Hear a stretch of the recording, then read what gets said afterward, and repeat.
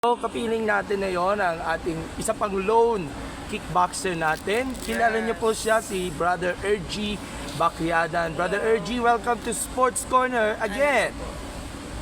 Bati ka naman sa ating mga viewers. Shout out sa mga nanonood dyan and sa mga kapwa kong atleta ng Pilipinas. Hello po sa ating lahat dyan. Okay, Brother Ergy, kamusta ang training ngayon? I'm sure malapit na ang World Games. Will be next one sa Chengdu, China. By the way, anong category ang sasalihan niyo po dun sa World Games? 70 kg kickboxing. Sa K1? Yes po. Okay. How's the preparations? Alam ko nag-high altitude training ka pa doon sa main headquarters ng SKP dyan sa Tagaytay. At mukhang from time to time, unti-unti kang na-improve yung kondisyones nyo pagdating nga sa competition. So, kamusta na ang ating kalagayan na yun ng ating training sa ngayon, Brother Ergy? Ayun, so medyo sabi ko nga, meron pa tayong natitira kasing araw na kailangan ko pang bunuin.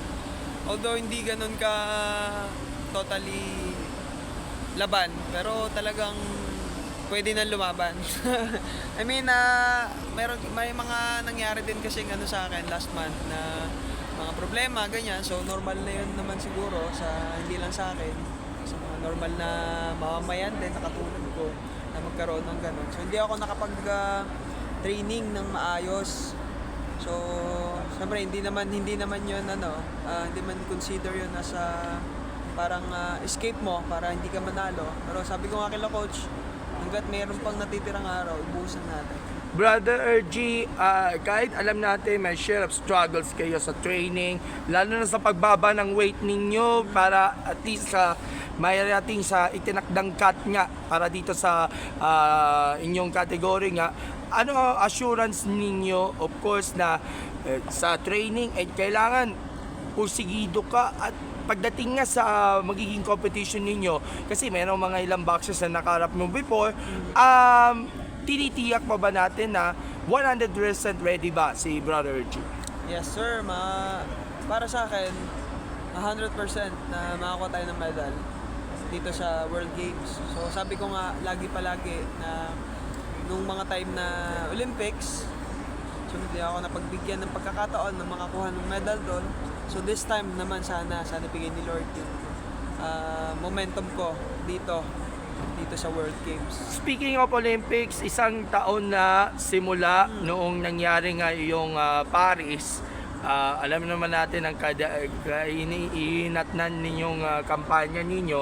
Pero ano ang lessons na nakuha ninyo sa Paris na makukuha ninyo rin sa pagtahak naman para naman sa kickboxing event? It is a similar event sa boxing, pero at least ano mga lessons na maibibigay niyo sa iyo pagdating naman sa ating Chengdu?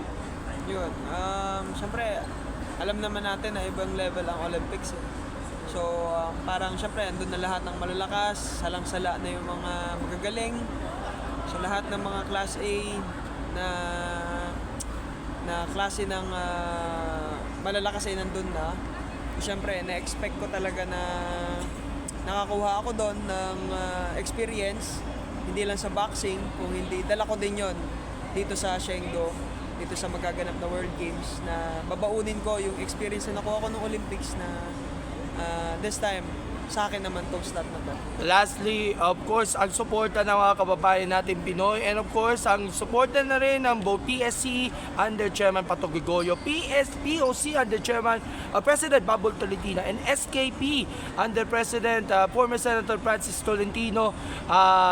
Of course, ibibigay nila yung best of the best support nila para sa inyo being the lone bet natin for the World Games. Ayun, so speaking sa ating mahal na President ng SKP, ayun, maraming salamat din sa suporta nila, sa mga suporta na binibigay sa amin, lalo na nung nag-training ako ng Tagaytay, talagang andun lahat, kompleto naman ng suporta ng coaches, ng mga co-athletes na gustong tumulong, willing i-improve pa yung mga kulang ko. So nakatulong naman yung pag-train ko dun sa training camp namin sa HQ, sa headquarters namin sa Tagaytay. So babalik pa ako doon bukas para pagpatuloy pa yung mga natitira ko pang araw. Mahanawagan na lang at pasasalamat sa lahat ng mga taga-suporta as we end this interview. Ayun, maraming salamat po sa mga taong sumusuporta, lalong-lalo na sa aming lahat na maglalaro ng World Games, sa mga manonood and sa mga pamilya namin lahat. Maraming salamat po sa inyo, suporta nyo, and sana pagdasal niyo po kami na sana gabayan kami ni Lord na walang mangyaring masama and makauwi kami na lahat ng ligtas.